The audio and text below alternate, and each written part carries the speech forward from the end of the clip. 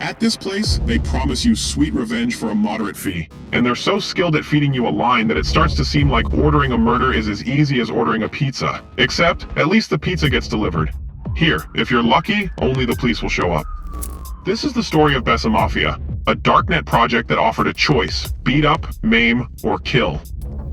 Delivery to any point in the world, payment in Bitcoin, and it would all seem like a stupid joke if it weren't for the dozens of people who actually decided, yes, I want to order a murder.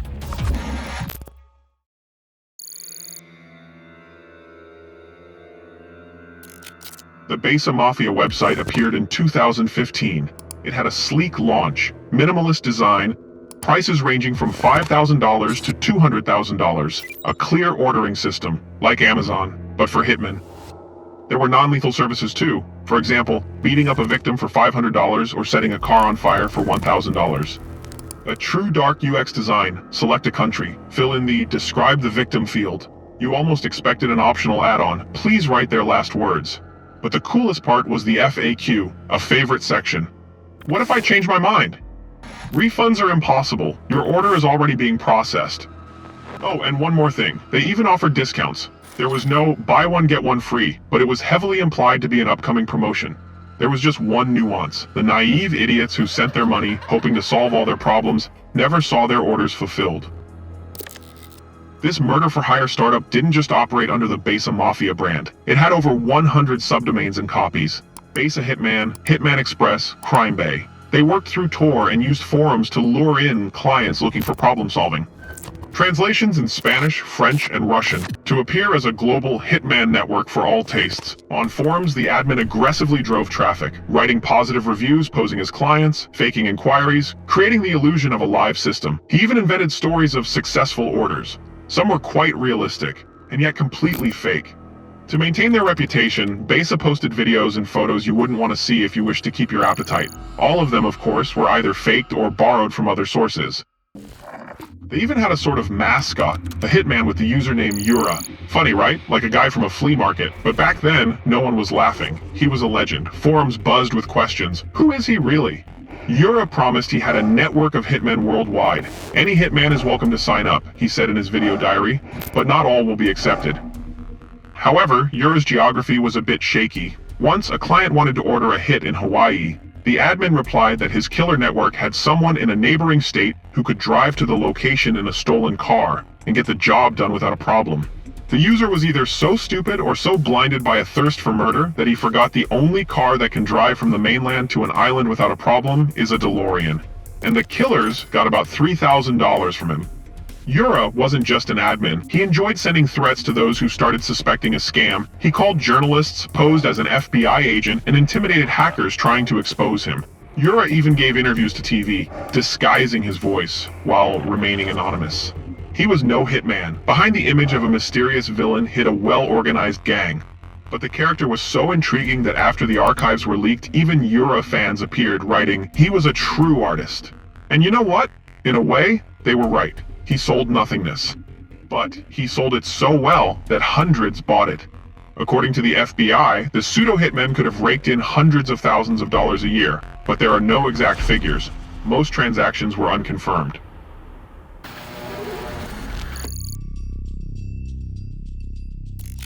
You'd think, who could be so naive as to believe it? But people were found, because despair plus the internet equals a volatile mix. Make it look like a road accident. I would just like his person to be shot and killed. Where, how, and what week does not bother me. This person needs to go away, but disposed of without a trace. Need target killed. Make it look like an accident. And this is just a small sample from the admin's correspondence. Take Christy Felkins, for example, a woman from the US. She ordered the murder of her ex-husband for several $1,000s. She provided his route, photos, habits. Unrequited love? Everything was much more mundane. After her ex's death, Christy stood to receive a sizable insurance payout. The murder was to look like a botched robbery, and the client even stated she didn't care if her ex's new girlfriend got hurt in the process. The lady even offered to pay an extra $4,000 to move up the deadline. Only the murder never happened, but the trial did. In 2023, she was sentenced to 5 years. Another character, probably my favorite, is Stephen Allwine, a church warden from Minnesota. At Sunday sermon, a loving husband and a pillar of the community. At home, a regular on hookup sites. A divorce would have ruined Stephen's image as a model parishioner, so he tried to fix his family crisis through Besa Mafia. Under the username DogDayGod, he wrote, "I need this bitch dead, so please help me," and sealed the deal with $12,000 in Bitcoin. Narrator, a real genius, probably thought that sinning via a VPN doesn't count. His plan went to shit when a hacker using the alias BRPSD breached the site's database and leaked information to the police and media, including details about Amy Allwine. An FBI agent called Amy and said straight out, "You are on someone's kill list." Stephen was smart enough not to say in the correspondence that the victim was his wife, so he continued to play the role of the concerned husband.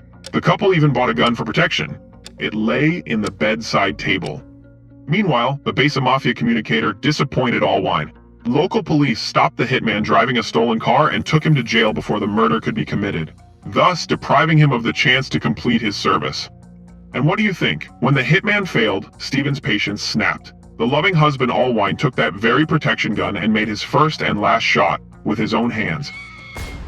He tried to present the woman's death as if she couldn't handle the stress and did it all herself. A classic trope of the genre, it might have worked, if only after the crime Stephen had thoroughly cleaned all the traces on his computer, but the cops found the code left behind from the Bitcoin payment. Interestingly, at the crime scene, forensic experts found evidence that the body had been moved, indicating a deliberate homicide. Moreover, statistics show that over 50% of women killed in the US die at the hands of a partner. But the cops were apparently seeing the world through rose-colored glasses, so they weren't in a hurry to make Stephen the prime suspect. Well, Steve is such a nice guy, it can't be him, they probably thought. Only a computer hack was able to open their eyes. Then there was Ronald Ilg, a doctor from Washington. That was a particularly creative order. He wanted his wife to be kidnapped, injected with heroin, and forced to return to him $60,000 in bitcoins for a romantic kidnapping. He was caught because, unfortunately for him, the hitman never showed up in real life. But the agents did. Props for the creative approach. The Besa Mafia archives contained hundreds of similar requests from different countries. Some came with full addresses, Facebook photos, and route descriptions. Users provided an incredible amount of personal information. Narrator, if you ever doubted the power of human trust, know this: someone was sending their murder plans to some nobody on the internet without any verification.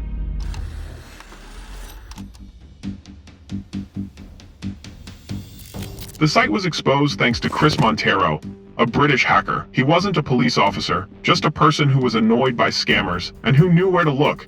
Since 2015, he had been trying to tell anyone who would listen. There are darknet sites that scam people out of money by offering murder-for-hire services.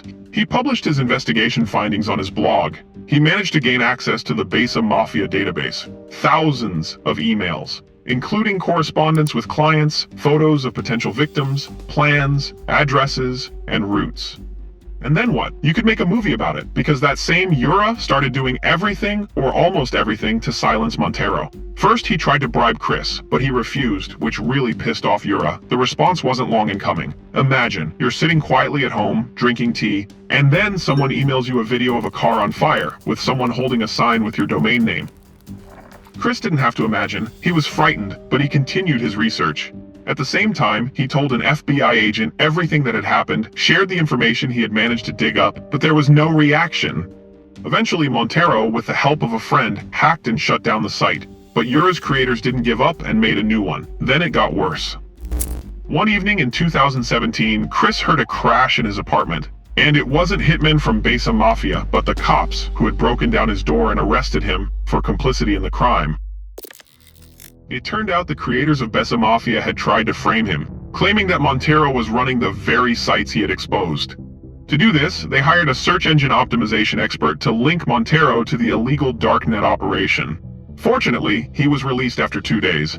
Realizing the cops weren't very keen to listen to him, Montero turned to journalists, and then things started moving faster. By his estimate, about 25 people who had ordered a hit were arrested during that time. But the successors of Besa Mafia continued to exist on the darknet, as an example of the most successful killer startup that never had a single employee.